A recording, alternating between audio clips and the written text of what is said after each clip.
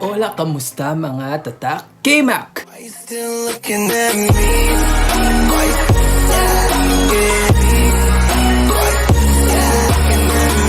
So, nandito na naman tayo para sa isang malupitang Tatak KMac do-it-yourself vlog. Dahil nga quarantine ngayon, so mainit, madaming time gumawa.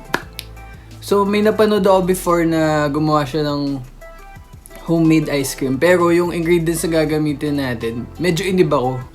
Kasi feeling ko, wala lang, iniba ko lang. Feeling ko mas masarap to. Nilagyan natin ng twist dahil may mga tirang chocolate kami dyan. Dadagdagan natin ng chocolate truffles. So, homemade Milo ice cream with chocolate truffles. Kung bago lang kayo sa channel ko, please do like, subscribe, and follow me on my social media accounts. So, yun lang. Hindi ko na patatagalin to without further ado. Let's go!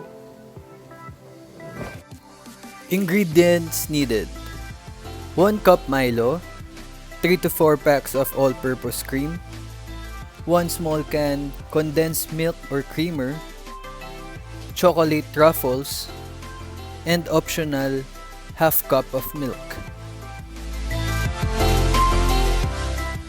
Let's start. First, wash your hands. Make sure your hands are always clean. Then, open and put all-purpose cream in the mixing bowl.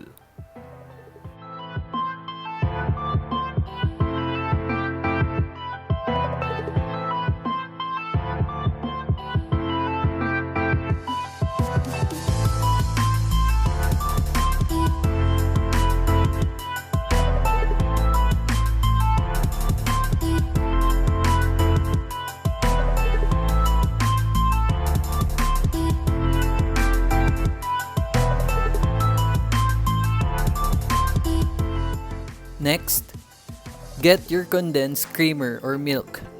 Open it and pour it and mix it well. So it really depends on you on how much amount do you want to put. Me, I'm just using tansyameter. Since I'll be putting chocolate truffles later, I decided to put half of the small can.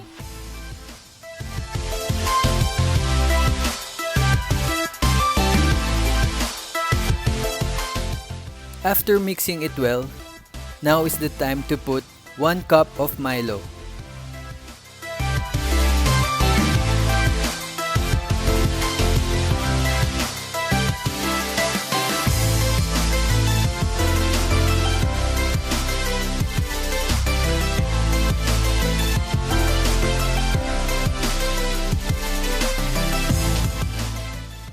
Gently mix it with the spatula until the Milo is dissolved.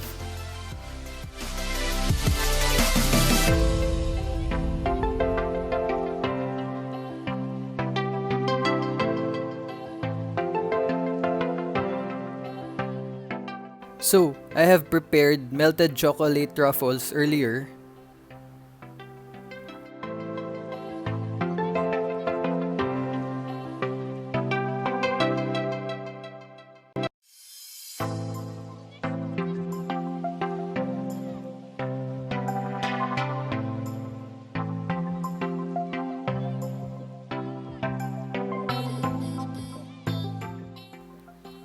Now is the time to use your full cream milk. And let me remind you, this is only optional, but me, I put half cup of milk.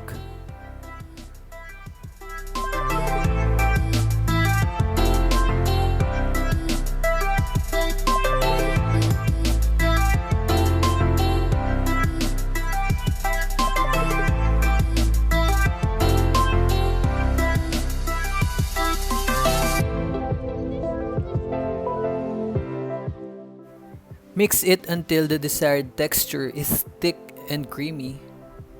Then now is the time for you to prepare your chocolate truffles. You need to slice it into small pieces, but be careful in using your knives. Then slowly put it in the mixing bowl.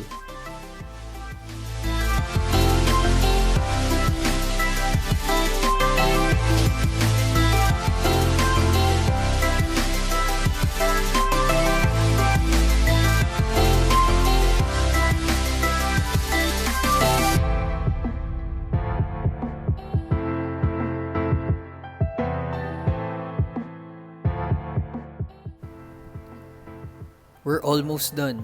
Here, in this part, I decided to put more chocolate truffles inside a clean container. Then I'll be slowly transferring the ice cream mix, and I'll make sure to put everything so that no one is left behind.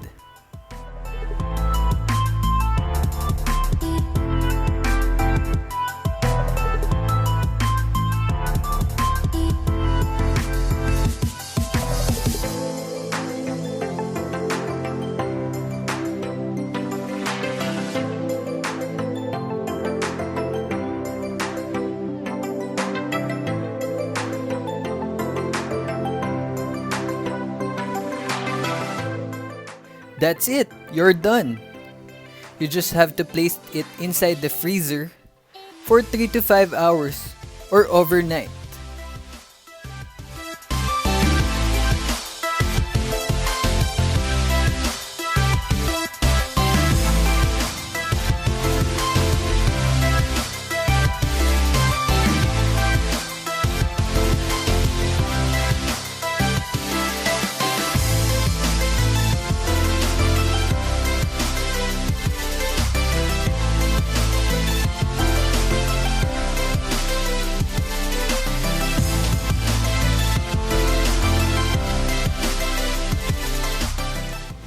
At ayun na nga, maraming salamat sa panonood. Kung nagustuhan nyo to, please like, comment, and subscribe. At gusto ko try nyo rin, sabihin nyo sa akin kung anong lasa nung tinry nyo at kung may mga dinagdag ba kayo, binago.